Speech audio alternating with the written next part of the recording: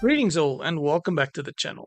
I've been comparing the Retroid Pocket 5 to a lot of devices, as it's just an awesome handheld that comes in at a good price. There are just so many options out there though, I'm sure many of you are wondering if it's the best option.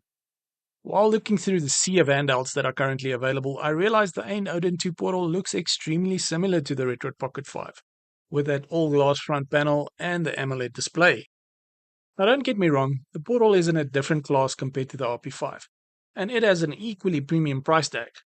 But if you're going to spend $220 for the RP5, the question lingers in my mind at least, whether or not it would be worth saving a bit more for the likes of the Portal.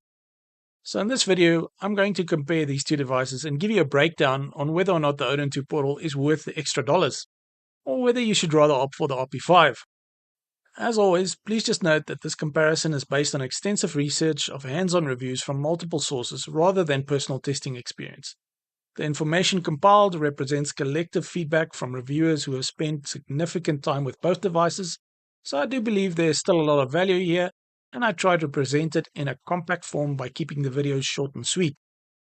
If you do find it helpful, please remember to like and subscribe as I release videos on a weekly basis, and I'm sure if you're into handheld consoles, there will be a lot of content in my future lineup that will interest you. With that said, let's take a look at the specifications. The most significant difference between these two lie in the processor, display, and battery. The Odin 2 Portal's newest Snapdragon 8 Gen 2 offers substantially better performance than the Pocket 5's Snapdragon 865, particularly for demanding emulation tasks. But more on that in our performance section later. The other major difference is in the displays on these units. While both devices feature high-quality OLED screens, the Odin 2 Portal offers a larger 7-inch display with higher refresh rates. Now, you're not really going to benefit from the higher refresh rate in retro games, as most of them are locked down to 60 FPS. But if you like high-end Android games like Genshin Impact, many of them have the option to change this. You will also have a better experience on the Portal when streaming games from your PC. Here, that higher refresh rate will give you a buttery smooth play experience. Lastly, the battery on the Portal is significantly larger, which will result in notably more playtime on it compared to the Retroid Pocket 5. Most reviewers seem to note between 5 to 6 hours when running demanding emulation systems like PS2 and Switch, while the Pocket 5 comes in at around 3 to 4 hours with these same scenarios. But let's move on and look at the ergonomics and design of each of these. The Odin 2 Portal features an all-glass front with curved edges and a premium feel. Reviewers note that while its ergonomics are flatter than the original Odin 2, the V-shaped control layout feels comfortable for extended sessions. The device includes textured shoulder and trigger buttons, and Ayn offers an optional TPU grip case for enhanced comfort. The default analog sticks are considered shallow and a bit small, but the included taller joystick caps significantly improve the experience. The Retroid Pocket 5, on the other hand, seems to draw inspiration from the PSP and the PS Vita, with a form factor that many find nostalgic and comfortable. It features a textured back grip and front-firing stereo speakers. It also has a glass front panel like the Portal that adds to its premium feel. Reviewers consistently praise its build quality, describing it as dense and well-balanced. The D-pad, while smaller than some might prefer, offers good precision for fighting games and platformers. On the downside, the Pocket 5's main ergonomic criticism relates to the control placement, with the D-pad and buttons positioned very close to the device's edge. When it comes to performance, both handhelds deliver impressive results, but cater for different segments of the market.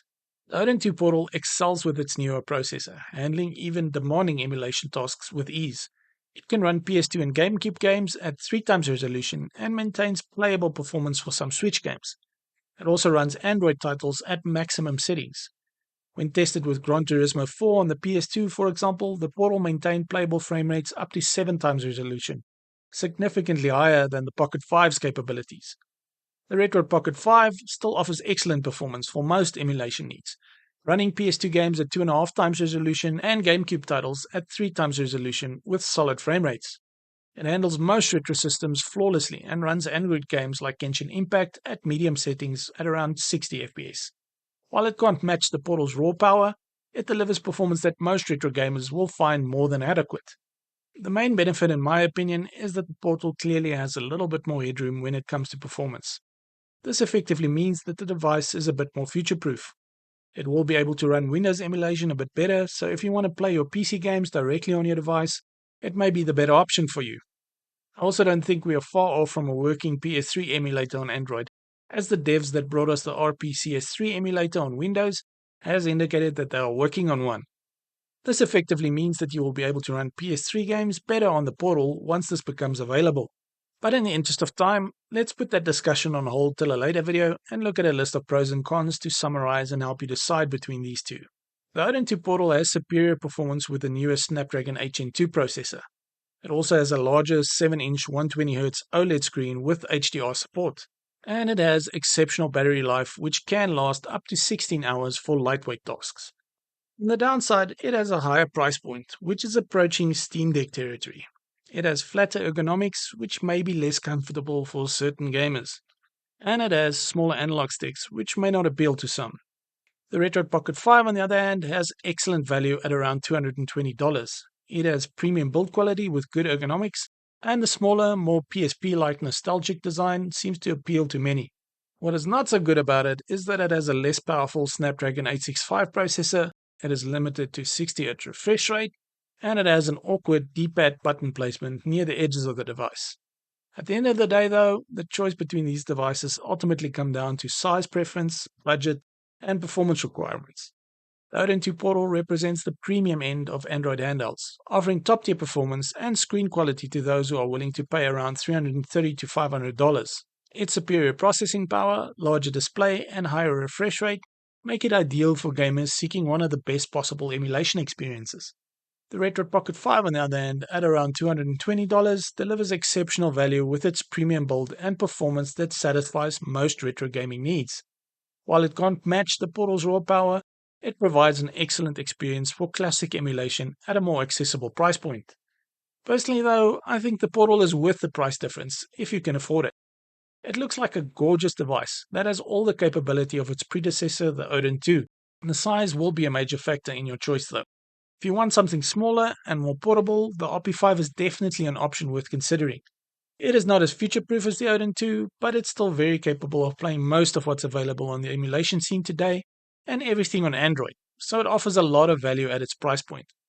If you're thinking of purchasing either of these, I will leave links in the description below, and I would really appreciate it if you consider using these, as it really helps the channel out at no cost to you. If you want some more info on the Retroid Pocket 5, you can click on the links on screen now for my other videos on it. I also have some videos on the Portal's predecessor, the Odin 2, so check those out if you're interested. That's it for this one though. Have a nice day, and I will catch you in the next tech update.